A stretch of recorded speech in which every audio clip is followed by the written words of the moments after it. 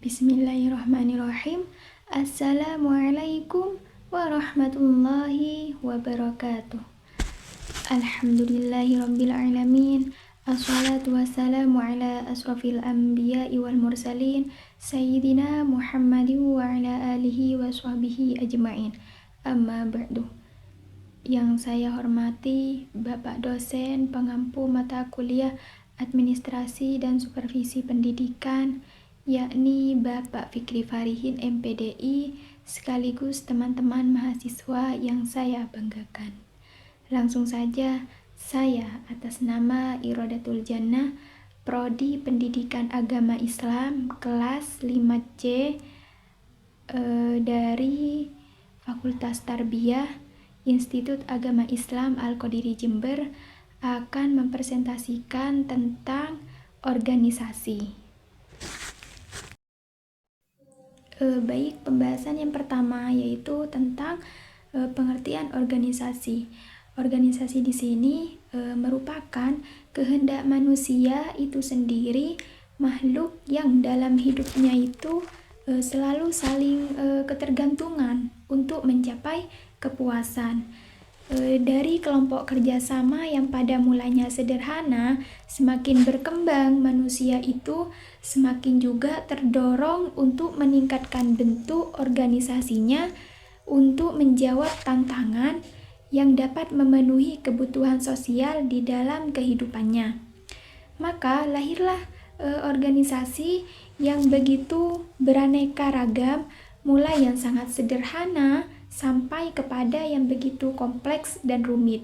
Kesemuanya itu adalah untuk memberikan kepuasan kepada manusia sebagai anggota dari organisasi tersebut. Jadi organisasi di sini menurut Prajodi pada tahun 1975 merupakan struktur tata pembagian dan struktur tata hubungan kerja antara sekelompok orang pemegang posisi yang mana itu bekerja sama secara tertentu untuk saling bersama-sama dalam mencapai suatu tujuan. Lanjut, poin yang kedua yaitu tentang organisasi sebagai suatu sistem, di mana suatu sistem di sini memiliki 3 komponen atau elemen utama, yaitu yang pertama ada input, yang kedua ada proses, dan yang ketiga ada output. Jadi ketiga elemen di dalam sistem itu saling berkaitan satu sama lain, sehingga beberapa hal atau kenyataan dalam alam ini dapat disebut sebagai sistem.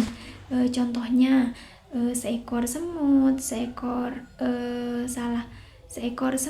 seorang manusia, sebuah jam tangan, dan lain sebagainya.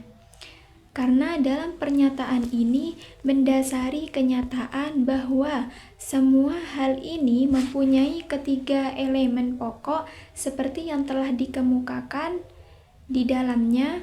Dan apabila konsep sistem dalam diagram yang telah dipaparkan barusan kita dapat terapkan secara lebih operasional dan dapat disajikan secara gambar suatu organisasi, badan usaha dalam bidang ekonomi. Poin yang ketiga yaitu tentang fondasi-fondasi organisasi. Di sini sudah dijelaskan bahwa banyak istilah yang dipergunakan untuk fondasi organisasi. Misalnya ada para ahli yang mempergunakan asas-asas organisasi dan prinsip-prinsip organisasi atau landasan-landasan organisasi. Jadi di sini ada para ahli yang mengatakan Henry Fayol, meskipun Henry Fayol ini menyebutkan asas-asasnya dengan istilah principles of organization, tetapi secara pasti dapat dikatakan bahwa yang dimaksudkannya di sini adalah asas-asas organisasi.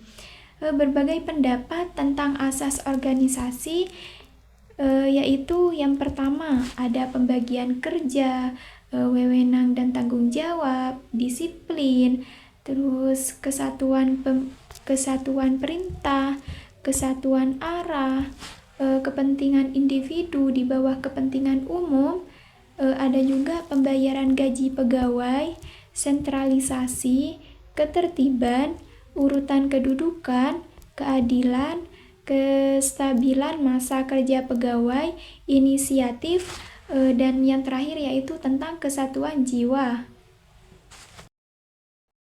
Yang selanjutnya yaitu tentang proses pengorganisasian, di mana pengorganisasian di sini diistilahkan bahwa proses menyusun organisasi formal dengan melakukan aktivitas merancang struktur, menganalisis pekerjaan, menganalisis kualifikasi pekerjaan, mengelompokkan dan membagikan pekerjaan, mengkoordinasikan pekerjaan, serta membantu pelaksanaan pekerjaan. Para ahli mengemukakan pendapatnya dan menunjukkan 3 langkah sebagai prosedur pengorganisasian. Di antaranya yaitu yang pertama ada pemerincian pekerjaan, yaitu menentukan tugas-tugas apa yang harus dilakukan untuk mencapai tujuan organisasi. Yang kedua yaitu tentang pembagian beban pekerjaan kepada orang-orang yang memiliki kualifikasi yang tepat dan dengan beban yang rasional, tidak overloaded dan tidak terlalu ringan, agar bisa mencapai pelaksanaan secara efektif dan efisien. Yang terakhir yaitu pengadaan dan pengembangan mekanisme untuk mengkoordinasikan suatu pekerjaan. Poin yang kelima yaitu tentang hierarki organisasi. Nah, di sini perkataan hierarki yang berasal dari istilah bahasa Inggris dapat diterjemahkan dalam bahasa Indonesia yaitu sebagai jenjang organisasi, jenjang manajemen. Adapun yang dimaksud dengan jenjang organisasi di sini adalah tingkat-tingkat satuan organisasi yang di dalamnya terdapat pejabat, tugas, serta wewenang tertentu menurut kedudukannya, mulai dari tingkat yang paling tinggi, yang paling rendah dalam suatu fungsi tertentu yang sesuai dengan hierarkinya.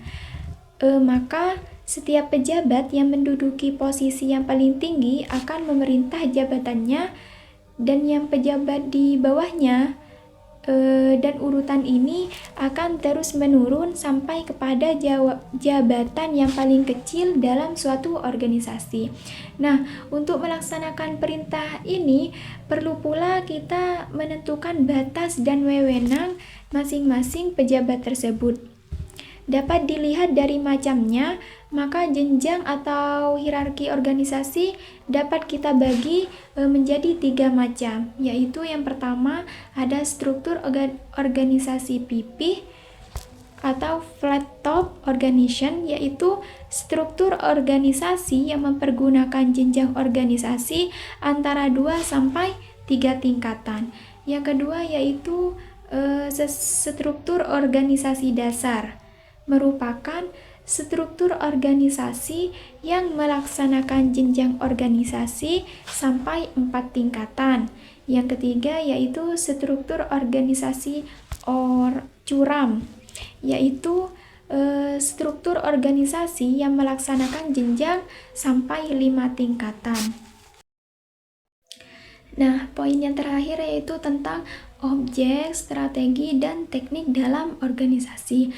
Nah, di sini objek organisasi itu diistilahkan objek organisasi apabila diterjemahkan menurut arti katanya dapat diartikan sebagai sasaran, tujuan, atau maksud. Dalam tulisan tersebut, untuk kemudahan pemahaman tentang pengertian objek akan diterjemahkan dengan saran. Yang kedua yaitu tentang taktik organisasi. Untuk memberikan batasan tentang perbedaan antara strategi dan taktik organisasi sebenarnya tidaklah mudah, karena keduanya ini perkataan sering diartikan dengan pengertian yang sama, tetapi dengan kajian yang lebih mendalam kita dapat menemukan perbedaan di antara keduanya, yaitu dalam tindakan nyata dalam organisasi. Nah, di dalam strategi yang akan dipergunakan untuk mencapai tujuan telah dirumuskan secara fleksibel, namun dalam proses pelaksanaannya sering harus dilakukan dalam berbagai tindakan yang semula tidak ditetapkan. Dalam perkembangan utama dari taktik organisasi adalah bertindak untuk melakukan sesuatu yang menjurus pada pencapaian tujuan organisasi yang telah ditetapkan. Nah, mungkin hanya itu yang dapat saya presentasikan, mulai dari pengertian organisasi, organisasi sebagai suatu sistem, fondasi-fondasi organisasi, proses pengorganisasian, hierarki organisasi, dan yang terakhir objek, strategi, dan teknik dalam organisasi. Mungkin hanya itu yang dapat saya sampaikan, kurang lebihnya mohon maaf. Apabila di dalam video pembelajaran ini ada tutur kata yang kurang sopan atau kurang berkenan, saya mohon maaf yang sebesar-besarnya. Semoga dalam video pembelajaran ini dapat bermanfaat bagi kita semua. Akhirul kalam, ihdinas siratal mustaqim, tsummassalamu alaikum warahmatullahi wabarakatuh.